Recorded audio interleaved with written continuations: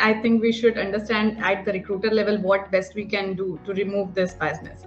So ultimately, the goal of every hiring manager is to select and hire the best talent possible.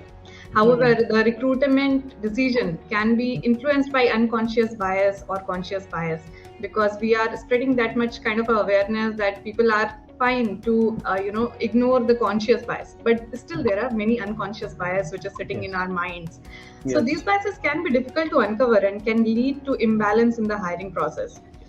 So firstly, I think we should always question our own judgment and becoming aware of our own bias. We should always think why we are recommending this candidate for a role and why we are not recommending any other candidate, even if they are at par with the required skills for that particular position.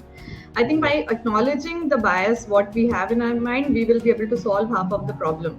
And secondly, we should be open to connect with tech solution in this changing environment.